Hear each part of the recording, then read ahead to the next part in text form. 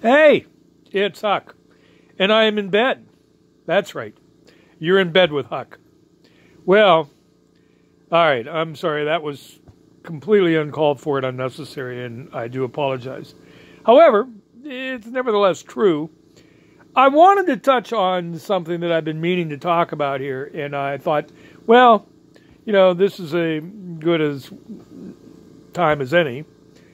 I've been kind of holding back and watching as the 2020 field of Democratic candidates for president are beginning to shape up. And now it's becoming very interesting. There are a number of candidates. I don't know. I think there's at least 7 or 8 announced candidates.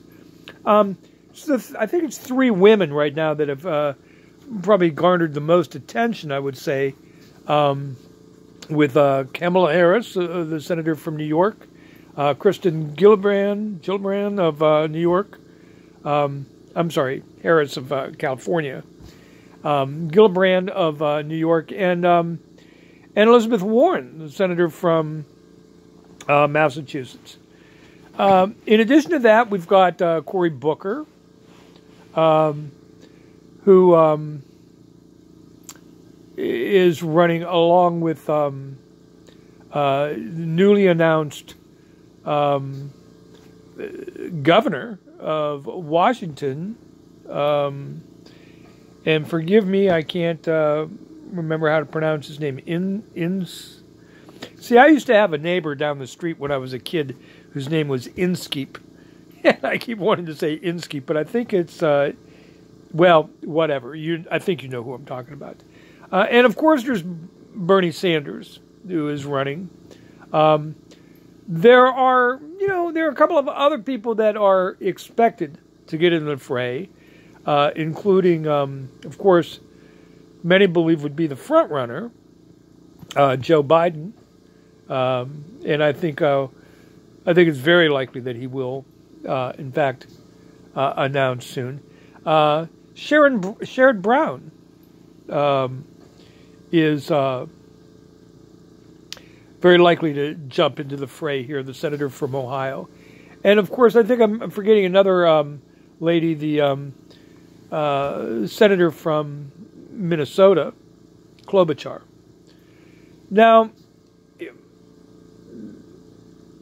some of those folks are more progressive than others. You would certainly have to put Warren and Bernie Sanders and maybe Sherrod Brown in the very progressive categories. I think probably more so than most of the others. I'll be honest with you. I was thinking, and what prompted me to make this video is that I was thinking that, if I had to vote right now, I think I'd know who I would choose. There are a couple of people that I find very impressive, and there are people that I have, some qualms about. That said, any one of the people in the field right now, I would favor over any Republican. And without question,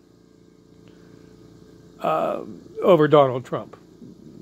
And I guess so I fall into that same category that I think a lot of Americans are going to fall into as we approach closer to Election Day.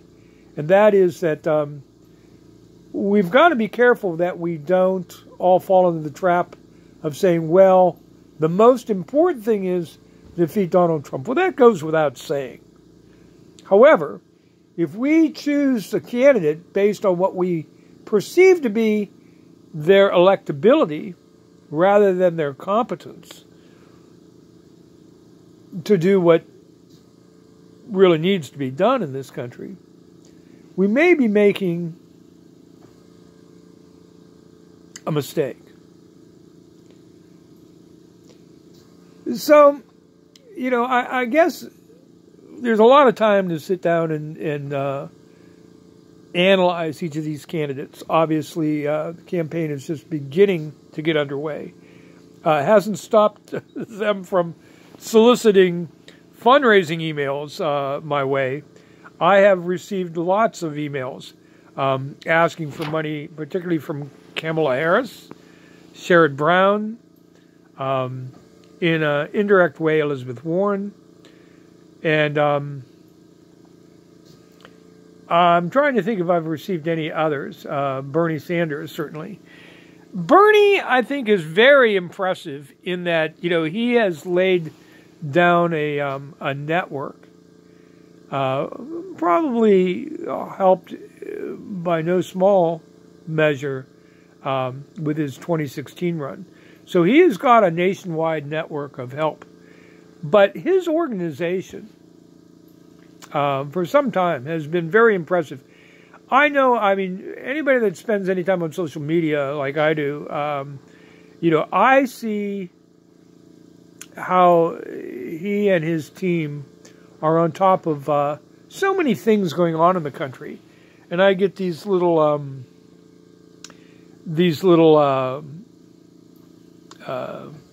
items in my news feed all day, and in my Facebook feed all day from Bernie Sanders, usually an article highlighting something going on somewhere in the country, or something political going on in Washington.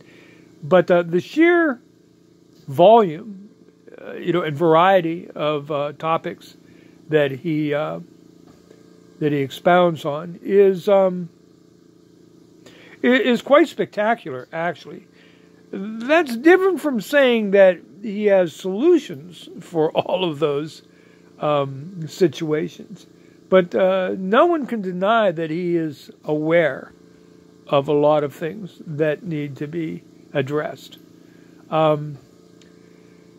Probably the most impressive person, to my mind, is probably not the most electable.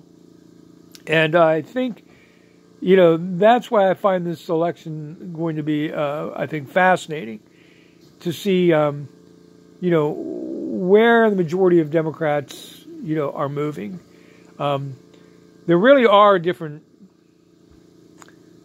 factions of Democrats, if you will. It's a big tent. And so you have got people like, I think, Cory Booker and Kamala Harris that are going to be competing for, substantial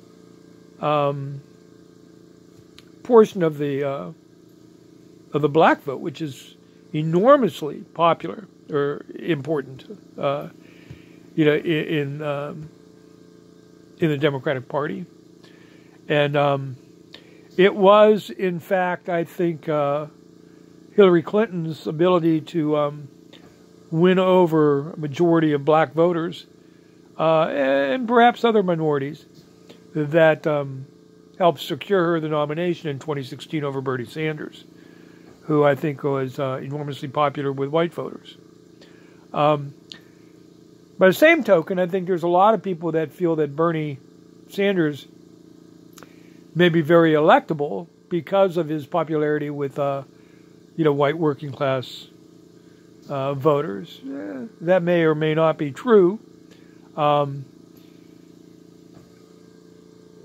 Fact is, he's going to have some competition for some of those type of voters in different states. So, for instance,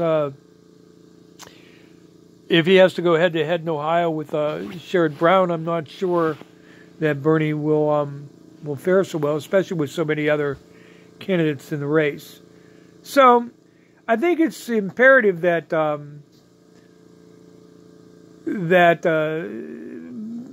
some of these candidates are going to want to try to get a very early head start, not just in fundraising, which we're already beginning to see, but I think also in, just trying to avoid being run over in the,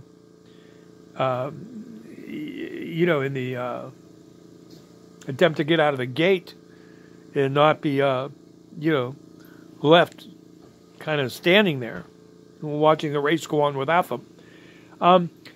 One of the people that I am probably most impressed with from a competence standpoint, and yet I fear is unlikely to get the nomination, is Elizabeth Warren.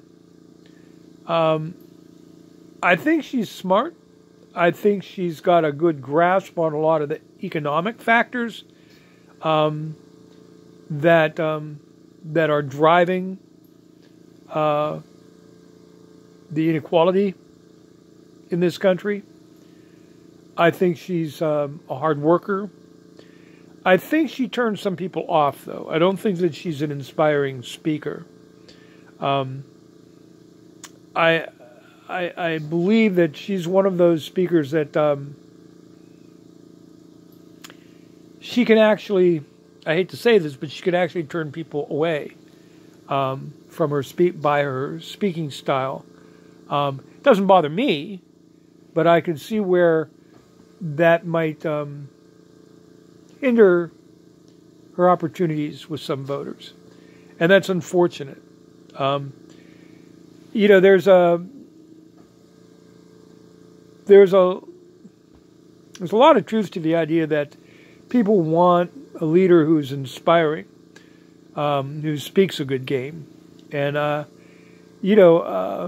call it what you will, but this is what probably was President Obama's greatest strength was, his ability to connect with voters. He's just a fantastic orator. And, he had many other strengths, but the truth is, from a competency standpoint, nobody can say that Obama wasn't, brilliant. I mean, he's a very, very bright guy. But he was also very inexperienced in government. And so there were areas that he probably didn't have as fast a learning curve as, maybe someone who had come from a deeper political background, longer political background, for instance. At any rate, like I said, I haven't really decided on where my vote's going to go right now. I'm kind of, assessing, these candidates, and we'll see where it goes. But, I kind of lean a little bit on the very progressive side anyway. I think this is one of those rare times when moving to the center may not be necessary. I really don't think Trump can get much more than 41, 42% of the vote, no matter who the Democrats end up with, unless something terribly goes awry. So this may be an opportunity for us to get the kind of vision and competence that we really need.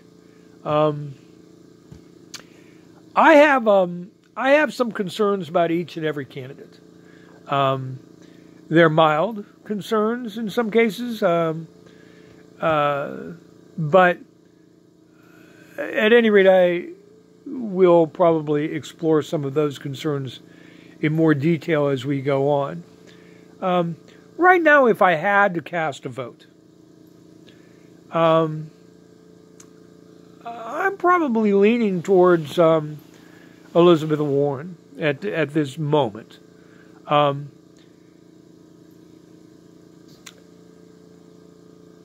That could change. But as of right now, there are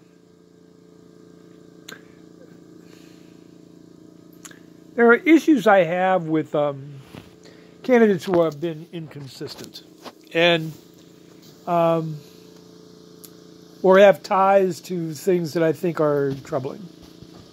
And again, this is a far cry from the hypocrisy that we see in the Republican Party, I think, in most cases. But still, it's a concern. I have even a concern on Bernie Sanders, and it's above and beyond just the concern that that he doesn't always have detailed solutions for many of the problems that he has, or problems that he identifies.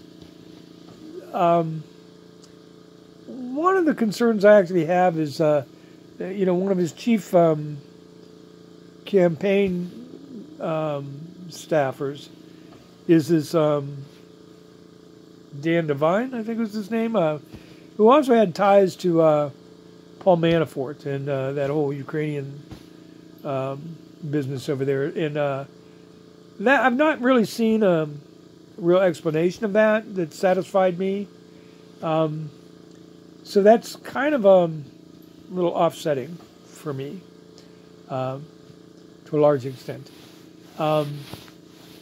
So anyway, right now, like I said, I think that there are going to be some candidates that are going to have real difficulty getting the funding and getting quick out of the gate. I know Kamala Harris is trying very hard to get an early start, and she's been very aggressive with the fundraising. She had a good rollout, I think, as it were, but Bernie has really jumped out of the gate here, and I don't think that should be too surprising. So I think the others are probably going to be playing a lot of catch up here, and I think it could even scare a few people off. More than likely, though, it'll just cause some people to maybe really give a lot of thought to exactly when, the timing of their getting into the race, and maybe trying to do so with some real strategy. So I don't know. Like I said, I'm not strongly against any of them. I could be perfectly content with Bernie in the White House, or Kamala Harris in the White House, or Cory Booker in the White House. Booker I find real intriguing. I have there's a few financial concerns I have with Cory and his ties to the New York Wall Street, but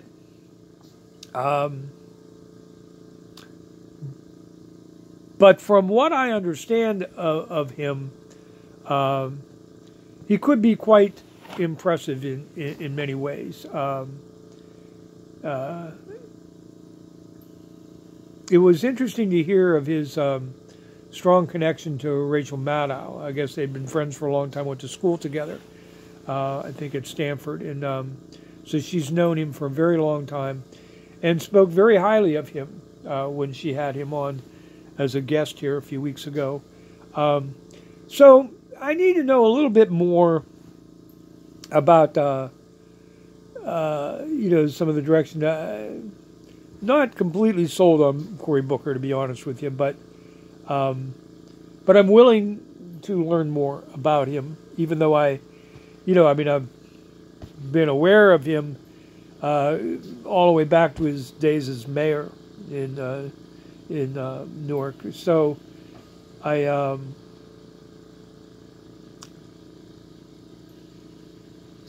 think Sherrod Brown is one of those potential candidates that really got his work cut out for him. I think he could be. I think he could bring a very interesting perspective that few of the other candidates, maybe Bernie Sanders alone, could bring. And Sherrod Brown is a pretty smart cookie, but again, not always the most formidable public speaker. So it'll be interesting to see, what cream rises to the top as we start getting underway here. I'd be curious to hear, what your initial thoughts are as these campaigns begin to kick off. I believe that probably the next shoe to drop has got to be Joe Biden. I don't think he'll be able to stay out of the race too long.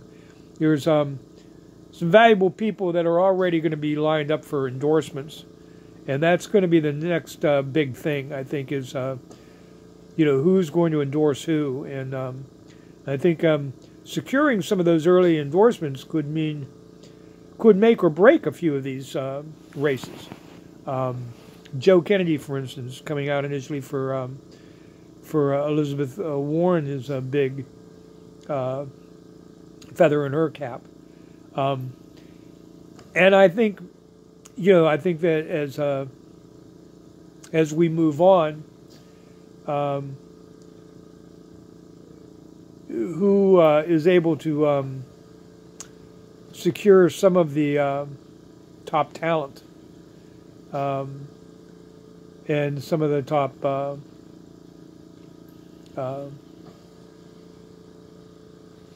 endorsements are going to matter here early in the running.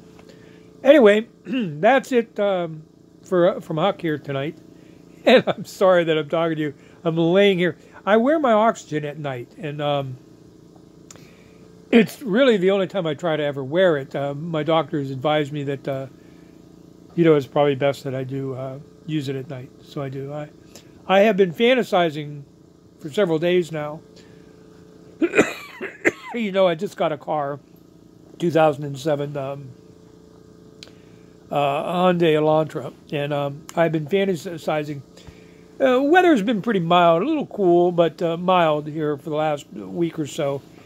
But Sunday, the day after tomorrow, we were supposed to get hit, I guess with a good portion of the country, with another big snow front. And they're predicting something like 3 to 6 inches sometime Sunday. And so I have been fantasizing of just jumping in my car with my dog. I mean, I even got on the internet and I mapped this all out, and I was even checking hotels. Well, if I were to drive down to Myrtle Beach, you can get rooms down there for like $38 a night, $40 a night. Seriously, oceanfront rooms. And some of these are pet friendly. They don't even charge you to bring your pet. It's unbelievable. But this is the time of the year to go there, I guess, if you're going to go. So I've been checking that route. It's about an 11-hour drive, and I was thinking I could escape this if I were to leave by, Friday or, at the very latest Saturday morning. Of course I'm not going. I don't have the money to do this. Even at that rate, it's still just beyond my means. But that's how Old Huck kind of gets through